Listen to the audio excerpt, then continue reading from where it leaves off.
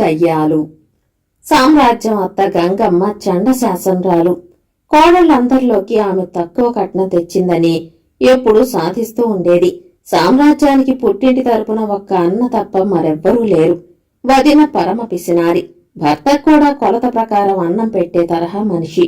ఆ కారణం వల్ల గంగమ్మ మిగతా కోడళ్లు పండగలకు పుట్టిళ్లకు వెళ్లి చీరా సారె తెచ్చుకున్నప్పుడల్లా వట్టి చేతులతో వచ్చిన సామ్రాజ్యాన్ని చూసి నానా మాటలు అనేది. సామ్రాజ్యం భర్తకు ఇవేమీ తెలియవు. అతను పొద్దస్తమానం పొలం పనులతో తలమునకలవుతూ ఉండేవాడు. అత్త చేత తిట్లు పడినప్పుడల్లా సామ్రాజ్యం పెరటి చివర ఉన్న గుబురు చింత చెట్టు కింద కూర్చుని కంటతడి పెట్టుకునేది.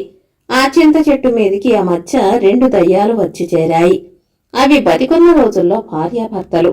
మంచి ధనవంతులు. పిల్లలు లేరు. చాలా ధనం, బంగారు నగలు ఉండేవి. ఎంతో పరోపకారులని పేరు పడ్డారు. ఒక పడవ ప్రమాదంలో 2 మరణించి అలా దయ్యాలయ్యారు. వాళ్లు తమ ధనాన్ని, బంగారు నగలను ఒక సంచిలో వేసుకుని మొదటిసారిగా శ్మశానం పక్కన ఉన్న ఓడల మర్రి దగ్గరికి వెళ్లారు. ఆ చెట్టును అప్పటికి ఆశ్రయించి ఉన్న దయ్యాలు వాళ్లను చూసి, ఇక ముందు డబ్బుతో మీకేం పని, వట్టి మోతబరువు అన్నాయి. డబ్బు మోతబరువు ఎలా అవుతుంది? దీనితో ఆపదలో ఉన్న మనుషులకు సాయం చేయవచ్చు అన్నాయి దయ్యాలు 2. ఓహో, మీరేదో సత్యకాలపు దయ్యాల్లా ఉన్నారు. మీలాంటి వాడు ఆపదలు కోరి మరీ తెచ్చుకుంటారు. ఇక్కడ మీకు చోటు లేదు అంటూ మరి దయ్యాలు కసురుకున్నాయి. సరే, మేం ఉండటం మరెక్కడైనా ఉంటాం. ఈ డబ్బు సంచినైనా చెట్టు తొర్రలో దాచనివ్వండి అని భార్యాభర్త దయ్యాలు బతిమాలుకున్నాయి.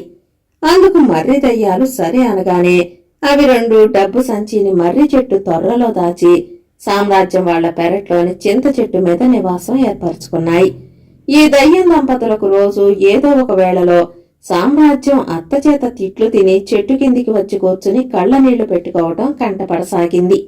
కారణం ఏమిటా అని అవి ఒకరోజు గంగమ్మ ఇంట ప్రవేశించి సంగతి తెలుసుకున్నాయి. మిగతా కోడళ్లలా పుట్టింటి నుంచి కట్న కానుకలు తేలేదని ఈ గయ్యాళి అత్త అమ్మాయిని రాచి రంపాన పెడుతోంది అన్నది ఆడదయ్యం. ఆ కట్న కానుకలేవో ఆ అమ్మాయికి మనమే ముట్ట చెప్పవచ్చు, కాని అదెలా సాధ్యమవుతుంది అన్నది మగదయ్యం. ఆ తర్వాత 2 దయ్యాలు చాలాసేపు మాట్లాడుకుని ఒక నిశ్చయానికి వచ్చినాయి. మగదయ్యం డబ్బు తెచ్చేందుకు శ్మశానంలోని ఓడల మర్రి దగ్గరకు వెళ్ళింది. మర్రి దయ్యాలు దాన్ని చూస్తూనే, ఆహా, పరోపకారాల దయ్యం దానయ్య బాబు వచ్చాడు, సంగతేమిటి అని అడిగినాయి. కష్టంలో ఉన్న ఒకళ్లకు రవ్వంత సాయం చేయాలి. నేను చెట్టు తొర్రలో దాచిన డబ్బు కొంత తీసుకుపోతాను అన్నది మగదయ్యం. మోసకారి మనుషులకు సాయమా? సరే, డబ్బు నీది, అలాగే తీసుకుపో అన్నాయి మర్రి దయ్యాలు.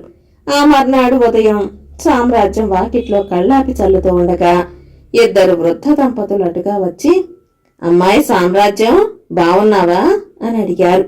సామ్రాజ్యం తల ఎత్తి వాళ్ళకేసి చూసి ఆశ్చర్యపోయింది. ఆమె వాళ్లను ఏనాడు చూసి ఉండలేదు. వృద్ధురాలు మెడ నిండా నగలతో పట్టు చీర కట్టుకుని ఉంది. వృద్ధుడు పట్టు ధోవతి, జరీ కండువ, వేళ్లకు బంగారు ఉంగరాలు పెట్టుకుని ఉన్నాడు. ఆ సమయంలో గడప దగ్గరకు వచ్చిన గంగమ్మ వాళ్లను చూసి నివ్వెరపడింది. వృద్ధురాలు సామ్రాజ్యాన్ని సమీపించి, ఎంతప్పుడు చూశాను, ఎంత దానివయ్యావు, ఇంకా నన్ను గుర్తుపట్టలేదా ఏం, కాంతమ్మ పిల్లిని అన్నది. అప్పటికి గంగమ్మ కాస్త తేరుకుని, అయ్యో, వారిని వీధిలో నిలబెట్టి అలా చూస్తావే, ఇంట్లోకి రమ్మను అంది. సామ్రాజ్యం వెనకగా వృద్ధ దంపతులు ఇంట్లోకి వచ్చారు. ముసలావిడ గంగమ్మతో, నేను సామ్రాజ్యం తల్లికి వేలు విడిచిన పినతల్లి కూతుర్ని. గొప్పలు చెప్పుకుంటున్నానని అనుకోకండి. మాకు తల మునకలయ్యేంత డబ్బున్నది, కాని పిల్లలు లేరు. చాలా కాలంగా అలా పుణ్యక్షేత్రాలు తిరుగుతున్నాం. ఇప్పుడు రామతీర్థం పోతున్నాం అని సంచిలో నుంచి 2 పట్టు చీరలు, కొన్ని నగలు తీసి సామ్రాజ్యానికి ఇచ్చింది. తర్వాత వాళ్లు గంగమ్మ ఎంత బతిమాలినా ఉండక నిర్మానుష్యంగా ఉన్న వీధి మలుపు తిరిగి అదృశ్యమై చింత చెట్టు మీదికి దయ్యాల రూపంలో చేరారు. పరోపకారి దయ్యాలు అటు వెళ్లగానే గంగమ్మ సామ్రాజ్యం కేసి కోపంగా చూస్తూ, ఎన్నాళ్లుగా ఎంత కపట నాటకం ఆడుతున్నావు? ఎంత ఆస్తిపరురాలైన పినతల్లి ఉన్నట్టు ఏనాడైనా చెప్పావా? మీ వాళ్లు ఈనాటి వరకు అత్తగారి లాంఛనాలంటూనే జరపలేదు. నిన్ను పుట్టింటికి తరిమైనా ఆ సంగతి తేల్చుకుంటాను అన్నది. ఈ మాటలు విన్న దయ్యాలకు మతిపోయినంత పనయ్యింది.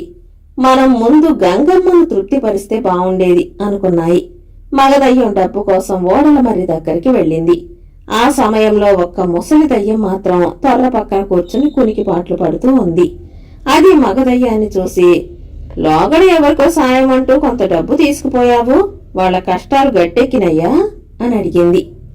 అప్పుడే అక్కడ ఆ డబ్బు అత్త గంగమ్మ చేతిలో పెట్టి ఉంటే కోడలు కష్టాలు తీరేవి అన్నది మగదయ్యం. ముసలి దయ్యం ఉలిక్కి పడుతూ పెద్దగా ఆవలించి, ఏ గంగమ్మ సంగతి నువ్వు చెప్పేది అన్నది. మగదయ్యం గంగమ్మ ఇంటి గుర్తులు చెప్పింది.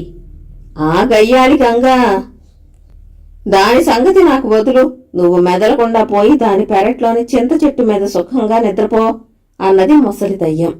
ఆ రాత్రి ముసలి దయ్యం బాగా నిద్రలో ఉన్న గంగమ్మను గట్టిగా వీపు తట్టి లేపి, నేనెవర్నే కోడలా అని అడిగింది. గంగమ్మ వణికిపోతూ, నువ్వా అత్తయ్య అన్నది. అవును నేనే, బతికొండగా నిన్ను నానా హింసలు పెట్టి ఆ పాపం కొద్దీ చచ్చాకెలా దయ్యం బతుకుతున్నాను. నీకు నాగతే పట్టాలన్న కోరిక ఉంటే సరే సరి, ఇద్దరం చక్క ఓడల మర్రి కొమ్మల్లో మరొకసారి అత్తా కోడళ్లలా కాలం గడుపుదాం. అలా కాదనుకున్నావో నీ చిన్న కోడలు సామ్రాజ్యాన్ని దయగా చూసుకో అన్నది ముసలి అత్త దయ్యం.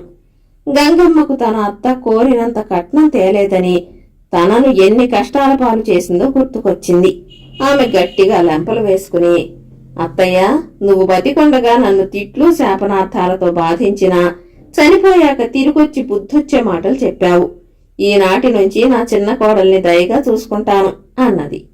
అత్త దయ్యం చింత చెట్టు మీదికి పోయి పరోపకారి దయ్యాలతో, గంగమ్మ ఇక కోడల్ని పల్లెత్తు మాట అనదు. ఈ ముసలితనంలో మీరు వాళ్లకు వీళ్లకు సాయం అంటూ హైరాణ పడకండి అని చెప్పింది. ఆ తర్వాత ఏనాడు పరోపకారి దయ్యాలు సామ్రాజ్యం చింత చెట్టు కిందికి వచ్చి కళ్ళ నీళ్లు పెట్టుకోవటం చూడలేదు. కథ సమాప్తం.